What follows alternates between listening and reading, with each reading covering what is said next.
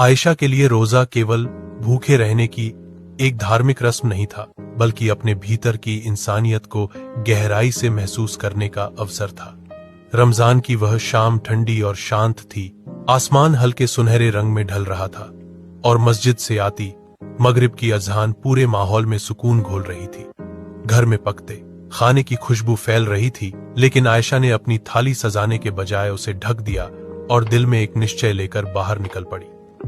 गली के मोड़ पर बैठा बूढ़ा रिक्शा वाला, जिसकी आंखों में दिन भर की थकान और चिंता साफ झलक रही थी, हैरान रह गया जब आयशा ने उसके हाथों में गर्म खाना और पानी रख दिया।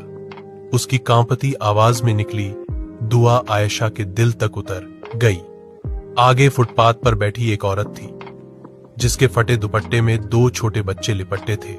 एक बच्चा भूख से रो रहा था और दूसरा चुपचाप आसमान की ओर देख रहा था। आयशा ने बिना कुछ कहे उनके सामने खाना रखा और मां की नम आंखों ने सब कुछ कह दिया। उसे अपने सूखे होंठों और पेट में उठती हल्की ऐंठन का एहसास हो रहा था, लेकिन दूसरों के चेहरों पर उभरती राहत उसे आगे बढ़ने की ताकत दे रही थी। रास्ते में उसने कुछ मजदूरों को भी खाना बांटा जो इफ्तार से पहले घर नहीं पहुंच पाए थे, और उसे लगा जैसे उस पल अमीरी और गरीबी के बीच की दीवारें गिर गई हों। जब वह घर लौटी तो अज्जान की आखिरी सदा गूंज रही थी।